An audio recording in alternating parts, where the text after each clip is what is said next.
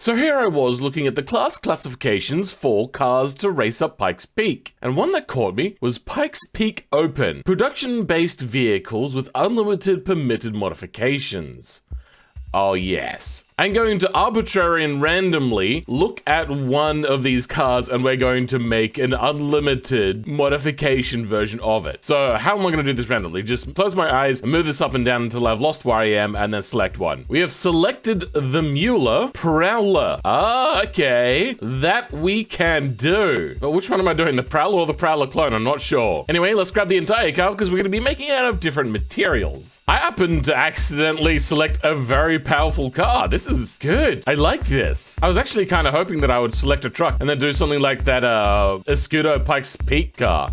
You know, the one that everybody knows about if they came from the 90s. It's already made out of fiberglass, but I think we can go lighter again. Carbon fiber and carbon fiber. Oh yeah, they're taking this one to the max. We're also gonna update the year as well, obviously, because this is gonna be a brand new one. Now, are we going to modify this for pushrod? I think at least in the rear we're gonna do pushrod, and then in the front, will it fit? Oh, I can't even. Okay, well that's that then. And quality up a fair bit because this is a hand-built custom one for racing. And this is the Viper Gen 1 engine, but we're going to call it G1X because this thing, this V10, huge lump of aluminium, is going to be turbocharged. Or do we go full out on naturally aspirated? Let's see, what do we got here? We got 301 kilowatts. How much can we do naturally aspirated? No, hold on. No, it needs to be turbocharged because we're going up the elevation. Yeah, no, okay, turbocharged it is. So I've added basic turbos and we're already running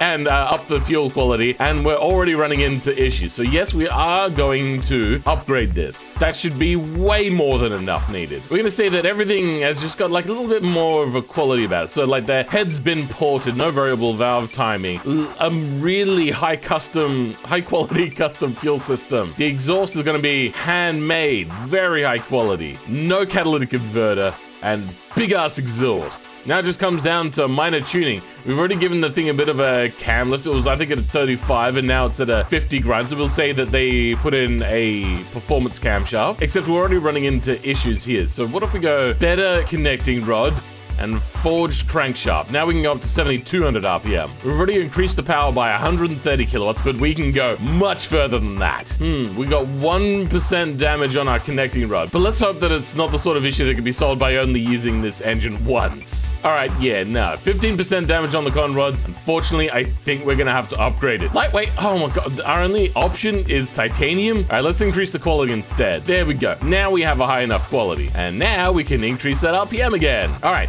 That should be good, right? Let's, that's over double the amount of power we were making before. That's nearly 1,000 horsepower. All right, we need to go for 1,000 horsepower. 745, good, we could do that. Why am I doing this to myself? All right, we're generating over 1,000 horsepower, but only by a little bit. All right, let's give our brand spanking new engine a bit of a listen, shall we? That's quite an unusual sound. Oh, it's not going to do it again? All right. But yeah, look at that turbo glow. That's going to be a problem.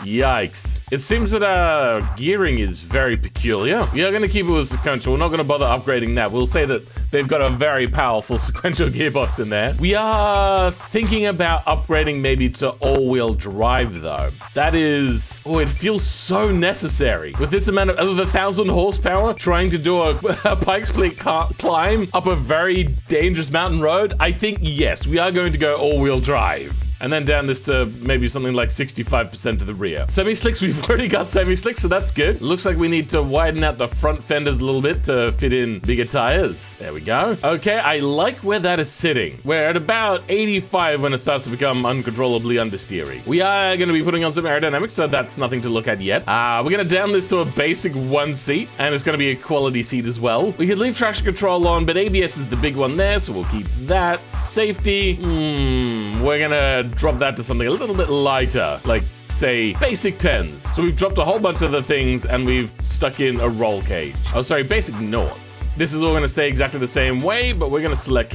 race. Okay, let's have a look at the aerodynamics on this thing. So I think that I put this aerodynamics on before I understood what aerodynamics properly did in this game. Also, what is up with that exhaust? What the hell? Is that that's a 3D fixture? I was just around the wrong way.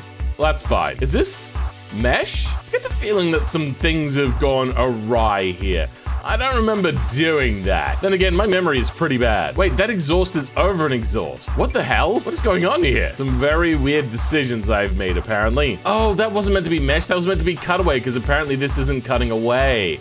I see now. And what about this? That is actual real aerodynamics on the front. Okay, so we are getting downforce. But we are going to add a few extra canards and stuff for, you know, super duper extra downforce. All right, let's hope that works.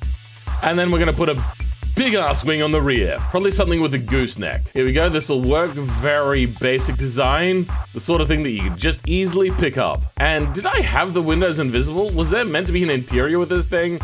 That is unclear. All right, time to do some more aesthetically pleasing type things. So basically what I did is added a whole lot of ventilation around this sort of car. And this is the sort of thing I do quite often. So if you like this sort of content, please like and subscribe. I think that's a respectable look that we've got going on here. Got extra air vents to help vent things through. Got a little bit of downforce from that too. Got evacuation air from inside the wheel well. Increased the size here of this ventilation from the rear wheel well. Got ourselves a bigger aero diffuser here on the rear. Got a big ass wing. Aside from the fact that the rear wheels are not flared out a lot, car looks finished. There we go. Okay, so apparently our downforce also is a little too high. So let's go ahead and change our suspension up. Our downforce is still too high. Yeah, that is a lot of downforce, so we're going to reduce that quite a bit. So with more wings and less angle, you're going to get less drag, but bigger downforce. We don't want this to be incredibly low. Our speed before spin out has moved up a couple of kilometers now, so that's good. Let's increase the quality. Say that this is a custom aftermarket set. Aerodynamics is also quite custom, so that's going to be very well loved. Our brakes.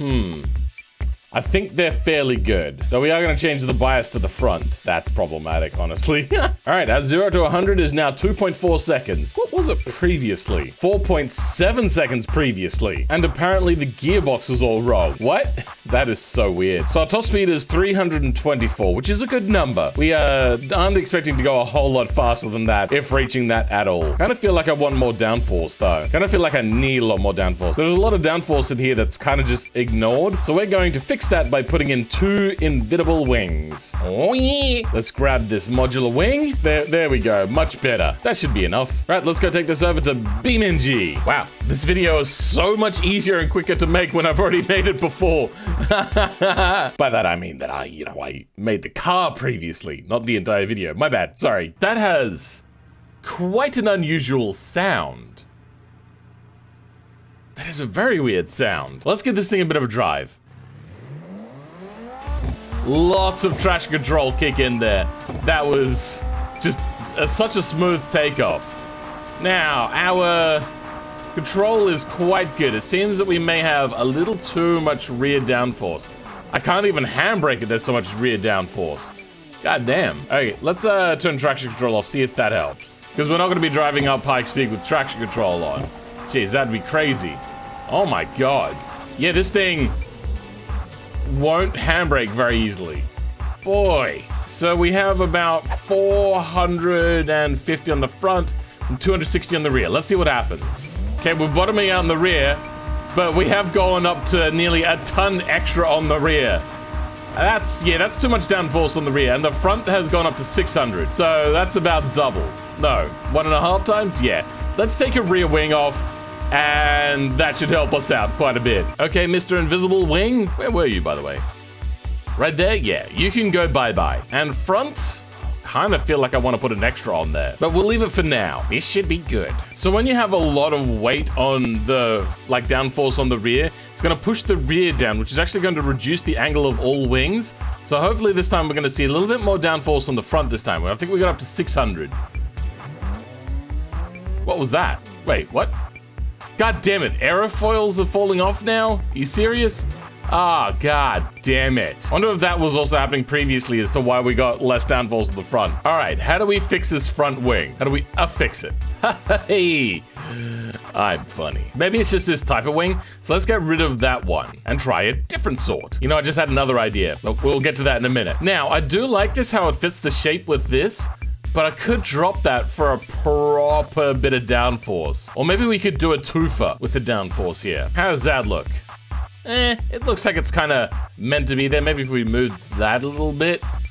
There we go. Now it looks like it's meant to be there. Yeah, I like it. Also, this is meant to be carbon fiber, obviously. All right, hopefully this will all hold in place now. I hope I don't have so much downforce now that the thing oversteers like crazy. All right, 440 on the front and 260 on the rear. Everything seems to be staying together. We're at 600, 700 on the front, 800 on the front, 900 on the front, with 600, 700 on the rear. This looks like it should be a good balance. Nice, except we could probably do with even less downforce on the rear compared to the front. All right, what do we get? Man, this thing is actually quite slow. Like it's struggling. Oh, that's right. I set this to miles per hour the other day because I was trying something out, which I'll be doing a video on in the future. Well then, let's go take this over to the test track. Do we, or do we maybe do some more finagling first? No, I think this is good to take over to do at least a few runs on the other track, the real track, on Pikes Peak. My brain is failing me. I'm so goddamn fatigued. And we're doing the Devil's Playground short on the Pikes Peak track, if you're playing along at home. All right, guys, let's give this one a hot red go. Brakes aren't good. Brakes are bad. Brakes are not good at all. Oh, dear.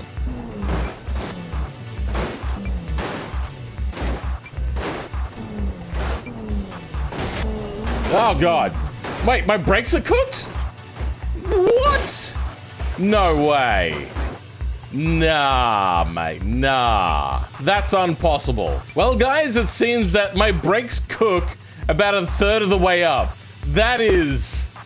Oh my god, this has to be fixed. I'm sorry. Nah, that has to be done. Okay, so the first thing is I need to have a bit of brake cooling. I don't know if this actually does anything, but we're doing it instead anyway. And is it because we got 3 pistons? Is that the problem? Let's go 2 piston and increase the brake pad type. So hopefully they'll be less likely to cook and give a little bit more balance. Oh dear. All right, bigger. Our rear brakes weren't cooking that much, so we can down the size of them a bit. All right, hopefully that does what we need it to do. Maybe if we make the wheels bigger. 20 inches. There we go. Now we can do that instead. Have much bigger brake discs. Hopefully ABS can figure out what it is we're trying to do here as well. That's crazy. Oh, yeah, it's also running a viscous LSD. Let's run a geared LSD. How much does this weigh? 1,400 kilos. What does it do around the automation test track? Automation test track reckons 1 minute 52, huh?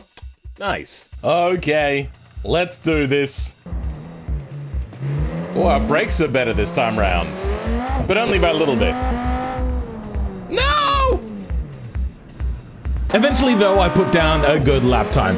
So this car is fairly good. There's very little wheel spin, and it being a longer vehicle means that it's going to be a lot more stable anyway in pretty much all encounters. The only downside is your cornering is going to be a little bit slower. Also, because this car is so big and heavy, I'm braking before my normal point, and I'm only just kind of pulling up where I need to be. So, sure, you've got better, more stable car, all that kind of stuff, but it's so heavy that it's causing problems trying to pull up the brakes in time. The brakes on this thing are ginormous, and they're just not good enough for this sort of race. And the car's not going a whole lot faster than what you would normally expect, and you have to really slow down for these corners. You see they're really slow, not able to get the car turned around quite as much as what you want, and here again, you're just not getting a very good kind of nimble car, but it is still really fast, especially out of those corners. And because I'm not having to deal with going sideways and all that kind of stuff that you would get from having a shorter vehicle, it's really able to just plant that power and just get out of these corners. So there's your trade-off. Do you want a good turning car with lots of power, or do you want a car that is able to put the power down when you really need it to that way? What would be actually optimal, and I don't know if this is possible, I get the feeling it might be if I was to delve deep enough into Lua, is to actually get a car to have a variable body length. So like, there's a film car out there that you can actually change the dimensions of, even on the fly. And I'm wondering if that would actually be beneficial for racing up Pikes Peak. So like, you change your chassis rails to be shorter when you're going into a corner, but then longer when you're exiting. So then you can just have a much more steady and a lot better like power delivery to the ground. A lot of good thinking. I may have to start looking into that, but that's the thing for the future. This car right now is tearing up here. Sure, the corners are not particularly great. There you see that I have to slow down so much, and then I end up slowing down too much. But still, we're in the low 2 minutes, and we're coming up on the end. This is pretty phenomenal. 2 minutes 12. Wait, this hot garbage of a car is my second fastest? My god, that wasn't even a good lap. God, but getting this thing to do a good lap is probably going to be more of a headache than anything else in the world. That's impressive. Jesus. Do we retry? All right, I'm gonna give it like a couple more tries and watch me crash on the first hairpin a whole lot more. Oh. 3 seconds and still not a great lap. I would love to see what you guys can do with this car. But for me, right now, I'm gonna actually change this up a little bit. I'm gonna do the long track with this car. And God, these brakes are gonna cook so goddamn quickly. I'm probably not even gonna make it to the Devil's Playground before these brakes are completely unusable. But we shall see. Restart. Brakes overheating.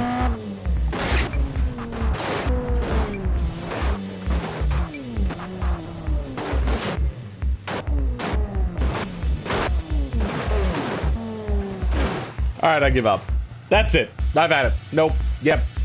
Done. I'm tired. I may do this in the stream, but for now, I'm done with this car and this track. Suck my goodbye.